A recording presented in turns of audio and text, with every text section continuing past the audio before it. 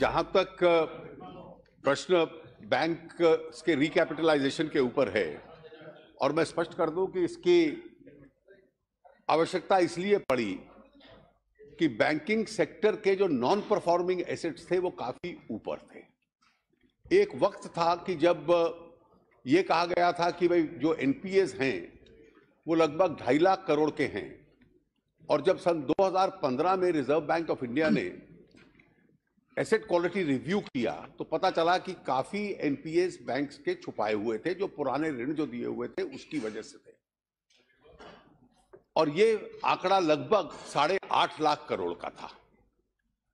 इसने अपने आप में एक चुनौती हमारे सामने रख दी कि अगर बैंक्स के एनपीएस इतने हाई हैं, जो ये जो ऋण थे जो एक्सेसिवली 2008 और 14 के बीच में दिए गए, जिससे ये एसेट क्वालिटी रिव्यू निकला, अब उस परिस्थिति से डील करने के लिए रास्ता क्या था? तो बैंक्स में कैपिटल देना। तो इसलिए बैंक्स में 3 इंस्टॉलमेंट्स में, पहली इंस्टॉलमेंट इंद्रधनुष के तहत हम लोगों ने 70,000 करोड़ रुपए दिया था।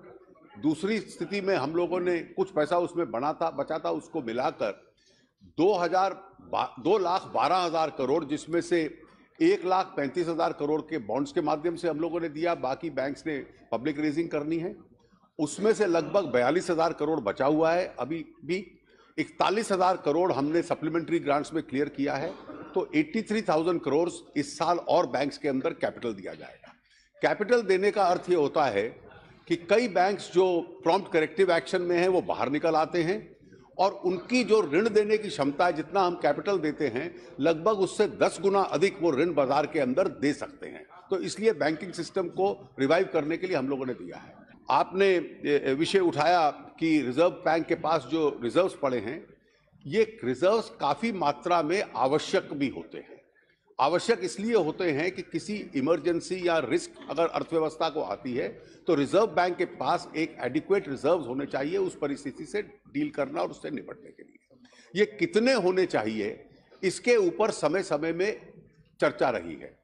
तो पुरानी सरकारों ने भी एक बार 1997 में, एक बार 2005 में, एक बार 2013 में ऐसी विशेषज्ञ कमिटीज बनाई थी कि आज की अर्थव्यवस्था की परिस्थिति में कितने रिजर्व्स होने चाहिए, और उसके बाद वो अपनी रिकमेंडेशंस देते हैं कि कोई सरप्लस आपके पास है तो आप एनुअल बेसिस पे सरकार को दीजिए, ताकि किसी ना किसी तरीके से वो काम में आ सके।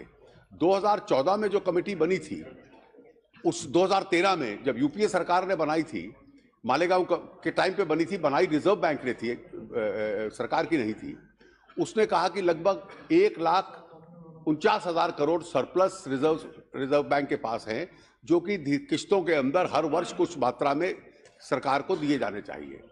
इसी प्रकार से इस चर्चा के बाद रिजर्व बैंक से एक अब कमेटी नई बनी है, जो रिजर्व बैंक के पुराने गवर्नर हैं डॉक्टर बिमल जालान, उनकी अध्यक्षता में, सरकार के भी वो सेक्रेटरी इकोनॉमिक अफेयर्स रहे हैं, अनुभवी अर्थशास्त्री हैं, उनकी अध्यक्षता में बनी है। और वो कमेटी इस विषय को आज भी दोबारा से एग्जामिन कर रही है कि जो मौजूदा economic capital framework reserve bank का है, उसमें कितने मौजूदा अर्थव्यवस्था की स्थिति में उनको रिजर्व चाहिए, कैपिटल चाहिए, और कितना कोई सरप्लस अगर है उनके पास तो वो कमेटी उसमें अपनी सिफारिश देगी।